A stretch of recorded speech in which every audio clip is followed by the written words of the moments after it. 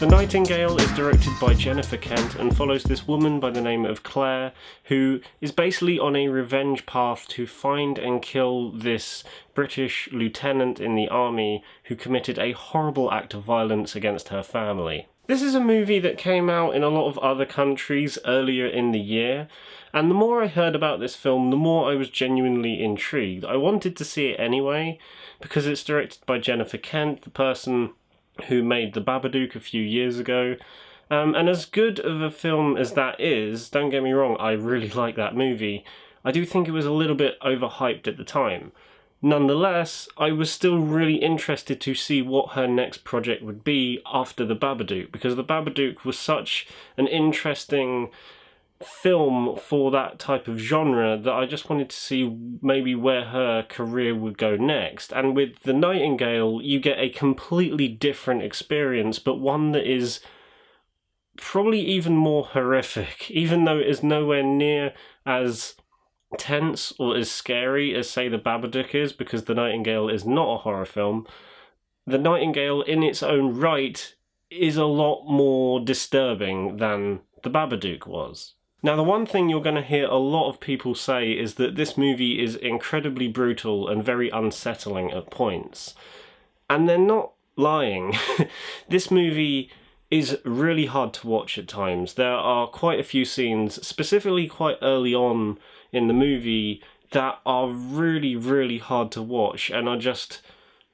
They're well handled, that's for sure, but they're just incredibly brutal and really unforgiving. And I've had some people complain that it's a little bit unnecessary in this movie, but I kind of beg to differ. Once you're watching these things happen in the movie, yes, they can seem very extreme as they happen, and you might be thinking, right, I didn't need to see that.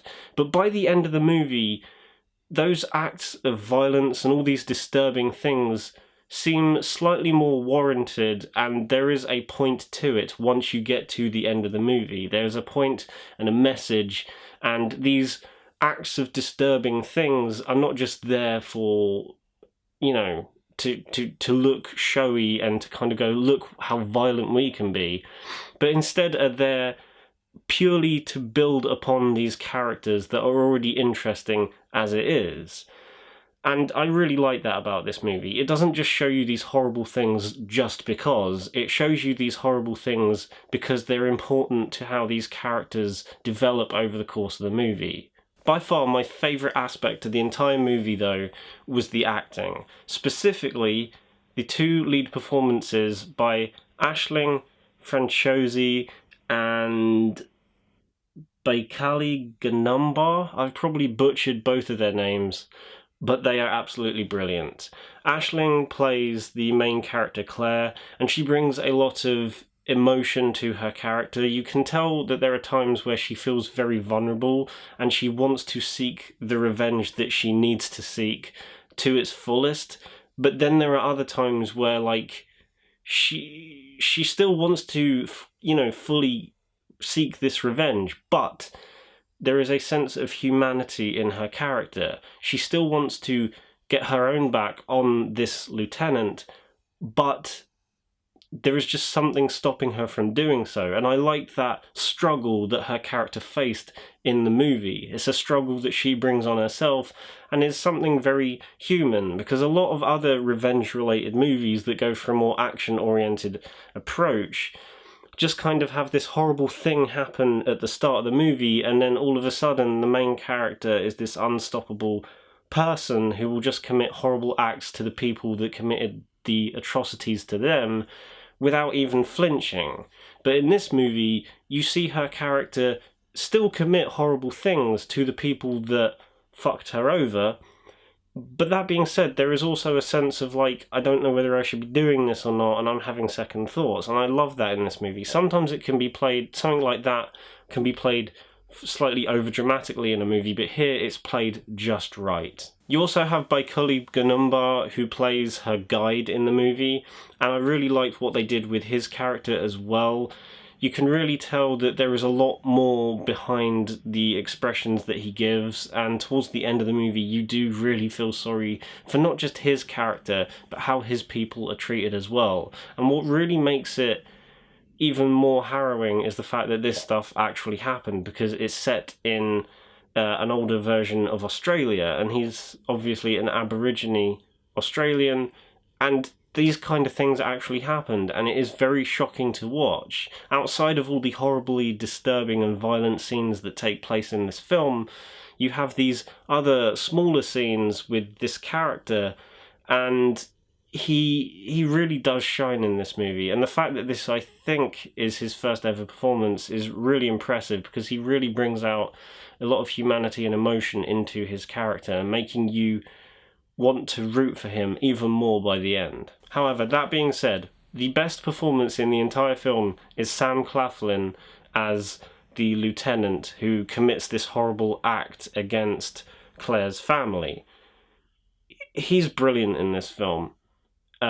Definitely a career best performance from him, and that's saying something, considering I do think he's got a lot better as an actor since he was in, say, The Hunger Games. With both this and Journey's End, I think he's proving himself to be an absolutely fantastic actor, and here he is incredibly horrible.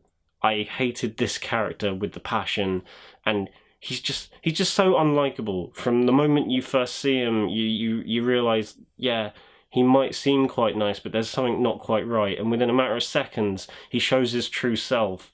And throughout the course of the film, he just becomes more and more of a dickhead. And you really come to absolutely hate him by the end of the film.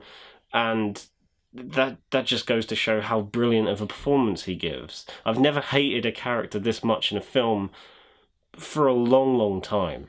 The way this movie is shot as well is also very impressive, and it just kind of goes to show with both this and The Babadook that Jennifer Kent definitely has an eye for very striking visuals that pack a punch and stay with you long after the movie has ended. She was very good at it with The Babadook, and I think she improves even more with The Nightingale in terms of showing restraint with her camera movements, and also knowing when to use certain shots and when not to use certain shots.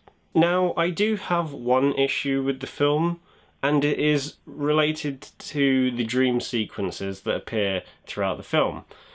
Now, I have nothing against dream sequences, and when they're used right, they can really add a lot to a movie. And in this movie, they are very interesting when they first appear. When the first couple occurred in the film, I was thinking to myself, okay, this is pretty interesting. I like what they're doing here, and there's some very cool visuals, very interesting visuals that I'm seeing on the screen. But then they kind of keep doing it, and it kind of gets to the point where every time it cuts away to a dream sequence, it almost kind of ruins the flow of the movie and just kind of feels more of a distraction than anything else. I understand why there are so many dream sequences in the movie. They're there to basically hammer in the themes and messages of the film even more than they already are. And that's all well and good, but I personally think the themes of race and revenge were already very clear anyway in the movie as it is. And whenever these dream sequences do appear to kind of force the message even more than it already is in the film, it can feel rather like, yeah, I get the point, just go back to what we were seeing, because that was doing it a lot more naturally and a lot better. I'm not saying the dream sequences are bad, they are good at first, but the more they appear in the film, the more it just feels like, yeah, these kind of feel a little unnecessary. You were doing fine anyway, just telling this straightforward story as it is. In the end, The Nightingale is one of the most unforgivingly brutal movies I think I've ever seen. But that being said, its brutal nature is very warranted, especially when it comes to conveying its themes and messages. I'm going to give The Nightingale an 8.5 out of 10. I hope you watch this movie, because I do feel this is one of those films that needs to be seen by as many people as possible. I know it probably won't get that wide of an audience due to its controversial nature, but if you get the chance to watch this film, I highly recommend you get to see it, because you're not just going to get a very well-made movie, but you're also going to get a very powerful one as well. So guys, that was my review of The Nightingale. If you enjoyed the video, then give it a thumbs up and subscribe to the channel if you haven't already.